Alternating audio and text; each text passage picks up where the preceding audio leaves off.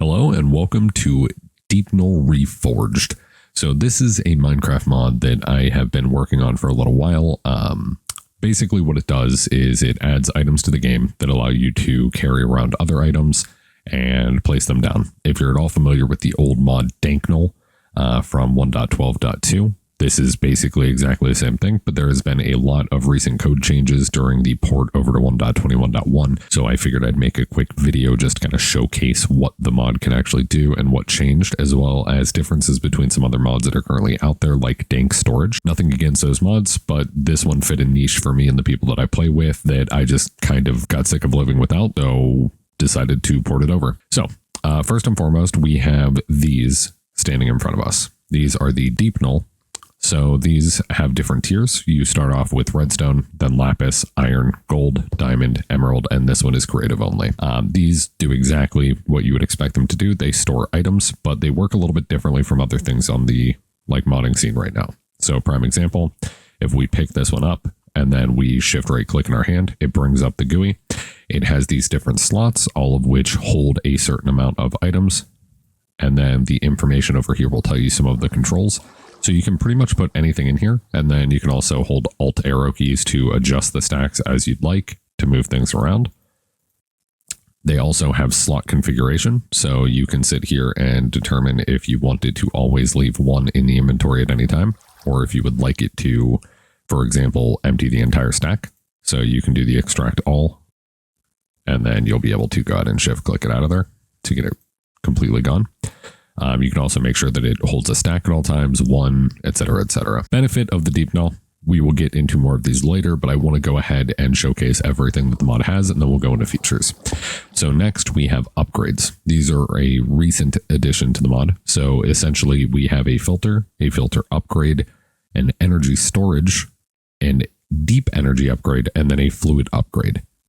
These are the items that you use to actually craft the DeepNull. So this is going to be a redstone pane, lapis pane, iron pane, gold, diamond, emerald, and then the actual base station itself. All of these have full JEI synchronization, so you can go in and check the recipe. And the dock, as you saw over here, basically docks the DeepNull so that you can actually see it, and it kind of rotates and it looks pretty. Now, a brand new addition in 2.0 is these, the DankNull. It's essentially exactly what you would expect it to do with a name like that. It is a DeepNull, but for liquids. So the idea is you can pick one of these up. Again, you can shift click to go ahead and show the UI. So they can store up to a certain amount of fluids in a certain amount of capacities. Right now, each one basically doubles the amount of fluids you can store, but only the amount of millibuckets, not actually the amount of buckets. The exception to that rule is all of them have 9 slots of storage up to the gold tier, which then doubles that to 18. And that continues as 18 all the way up to emerald. The only difference is the actual capacity. So these specifically are pretty cool as well. So let's go ahead and start getting into the features. One of the most impressive things that I missed about this mod, and one of the reasons why I wanted to bring it back, is specifically its ability to go ahead and use the creative pick block feature, as well as not needing to switch modes. So when you shift click into the UI, if you have the energy upgrade installed, you'll have this over here. But the basic gist is you can store any items that you want in here. As you do, you can shift and scroll, and it will give you a visual preview as well as a notification on the right-hand side, letting you know what material it is, how many you have, what slot count it's in, and etc., etc. Now, the best part is as we scroll through, let's say I wanted to build on this wall. I can middle mouse click like you would in creative, and it will automatically swap the DeepNull over to that material with no need to actually interface with the UI at all. You can then just continue to place things. And boom, it just works.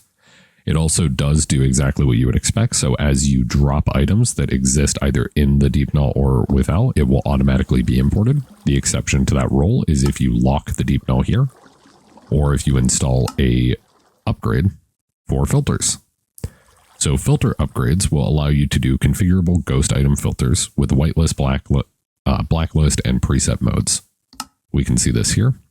So in this, you can go ahead and swap between whitelist, blacklist, or preset modes that do effectively what you would imagine.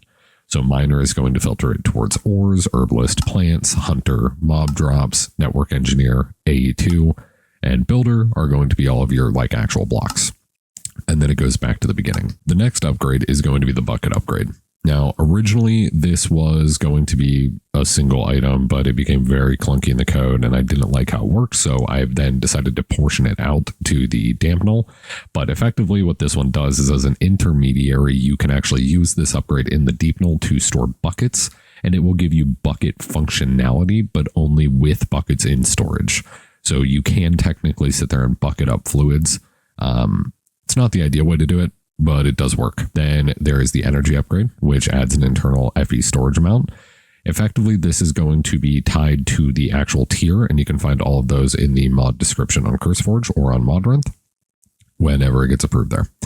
And then lastly, we have the deep energy upgrade, which to actually showcase that, I will actually need to have an Emerald DeepNull, because you actually can't install this upgrade on anything but Emerald. It effectively increases the Emerald storage capacity to 25 million FE with a 100,000 FE transfer limit. Just makes it a lot more usable, especially for late game. Okay, so now outside of the basic functionality, let's get into some of the more specialized things. So it does have integrations for things like AE2, energy, etc., etc. So this docking station here works basically as your connector point to have it interact with the world itself. So if you ever place a DeepNull on a docking station, it will go ahead and link up with the dock, and that will go ahead and start working. So, for example, right now, we can see that this is standing on an export bus from the AE2 network, so it is automatically exporting items to the DeepNull. It will only accept items that it actually has, especially when it is locked. When it is unlocked, in theory, it should be able to accept anything. Then over here, we have an export or an import bus for the AE2 system. So if we place this on here and we look, it is going to start importing items out of the DeepNull. It should automatically start at the first slot and then start importing things as it goes.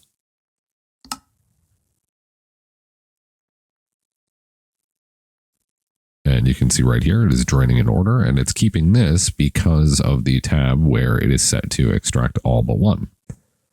So because of that, it is never going to go below one item. Now, right now, I'm still figuring out how it works, but in future updates, it is planned that you will be able to shift right click an interface, and it will either pull items from the network into the DeepNull or deposit items from the DeepNull into the network. I couldn't quite get that to work by the 2.0 release, but expect that in future versions.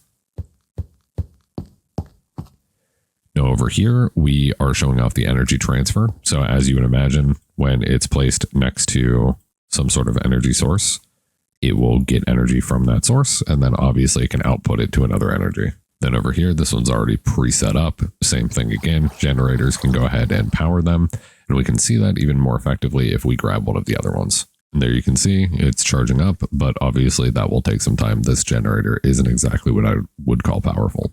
If I put it over here, though, it's going to instantly charge, so that wouldn't be, as impressive to kind of throw it in here and, well, okay, I guess it does work, but that'll show you off the charging UI. And since this is the deep energy storage, it has 25 million FE. Now, another useful gadget when you have FE in these is not only can it work as a portable battery, but it can also charge items in your inventory. When it does so, it will automatically put itself into a enchanted state, letting you know that it is in charging mode, and anything that exists in your inventory that can accept FE will automatically be given it. Now, as for the DankNull, this does effectively exactly the same as the DankNull, but for fluids. So as you go through, you can just right-click on a fluid block in the world, and it will automatically pick it up and put it into one of the tanks in its GUI.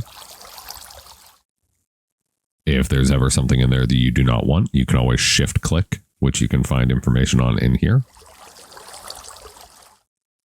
And it will go ahead and clear out the tank. Just be careful, it does void. And that's pretty much it for now.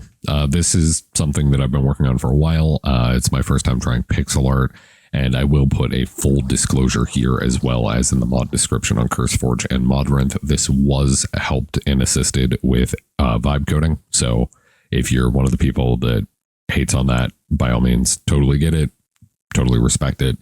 But I will say I put probably a good 48 hours of my life so far into just porting this and kind of learning things that I've never really done before.